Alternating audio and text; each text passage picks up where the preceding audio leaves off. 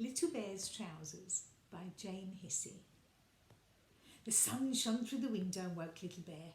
Oh, what a lovely morning, he said to himself. I'll do something different today. He jumped down from the bed, took off his pyjamas and looked for his trousers. He looked on the chair where he'd left them, and he looked on the floor under the chair. And then he looked through the chest of drawers in case they were in there. But they weren't. They were nowhere.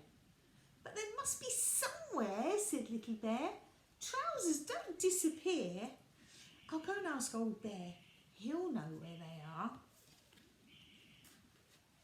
Old Bear was already enjoying the sun in his deck chair. Well, I haven't seen your trousers, I'm afraid, he said. But Camel was around here earlier. Perhaps you'll know where they are. Oh dear, said Camel when Little Bear found her a few minutes later. I did find them. I thought they were a pair of hump warmers. I tried them on to see if they would fit me, and they did. They kept my humps quite warm, but the air came in through the tops, so I decided these were better. And she showed Little Bear the two woolly hats that she had, one for each hump. I gave the old hump warmers to Sailor to use for sails for his boat. Jump on my back and let's see if we can find him. Little Bear scrambled up and they galloped off in the direction of the bathroom. They are in the bathroom. Sailor was looking after the boats and ducks in the bathroom. Oh, I did use them as sails, he said, but they look too much like trousers. Well, that's because they are trousers, said Little Bear crossly. Where are they now?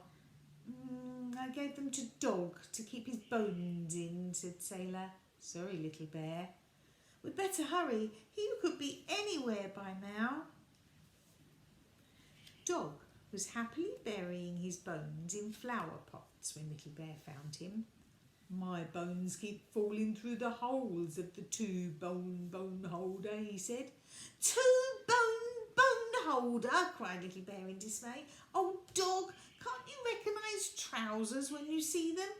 Oh dear, said Dog. I do feel silly. I gave them to Rabbit. He said he needed a skiing hat and your trousers looked perfect. Sorry. Whee! Cried Rabbit as he shot past Little Bear a few minutes later, skiing down the banisters on two lolly stick skis. He didn't have Little Bear's trousers on his head. Oh, but I did have them earlier, he explained, and Little Bear caught up with him. They made a lovely rabbit hat with plenty of room for my ears, but they slipped over my eyes and I crashed, so I decided it was far safer without them. I gave them to Zebra to carry her building blocks in.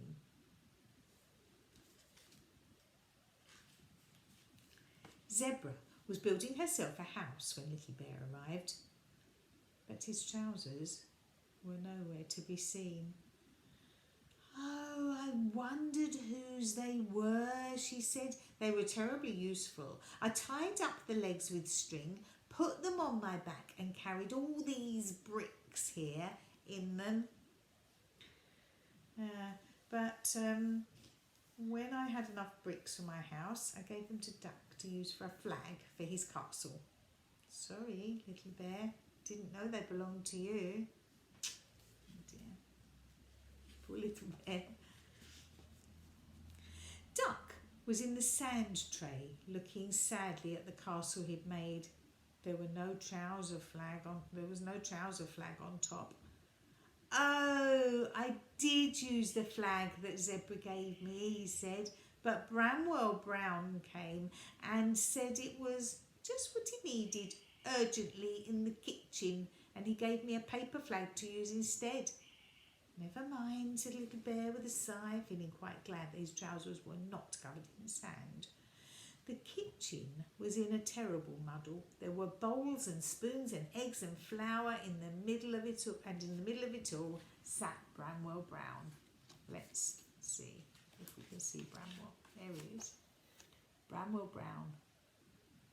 Oh, What do you think that might be? Let's see. He had Little Bear's trousers, but, oh no, he'd filled them with pink icing and he was busy decorating a huge cake with them. It's a special occasion cake, said Bramwell, and you have to put icing on special occasion cakes. I thought I could do 2 stripes at once with these lovely icing bags. They're not icing bags, they're my trousers, said Little Bear, trying hard not to cry. I thought I'd seen them before, said Bramwell Brown. Oh dear. Don't worry, Little Bear, said Old Bear, who had arrived just at the right moment. The icing will wash out and they'll look as good as new. What's the special occasion cake for? Asked Little Bear, feeling a little bit more cheerful at the news. Well, I didn't really know, said Bramwell. I just felt like making one. Old Bear thought hard. Perhaps it ought to be Trouser Day cake, he suggested helpfully. So that's what Bramwell Brown wrote on the cake, twice with the icing from the left trouser leg and once from the icing from the right trouser leg. It said, Happy Trousers Day in the middle, and there were trouser patterns all around the edge. You can see them. They look like trousers a little bit. Duck washed Little Bear's trousers and dried them next to the cooker. Then all the toys sat down to enjoy a piece of cake and to celebrate the day that Little Bear found his trousers. And ever since Trouser Day, Little Bear has slept with his trousers under his pillow. Nobody'll find them there, he says. He's holding on to his trousers. Oh, that was a lovely story. Bye for now.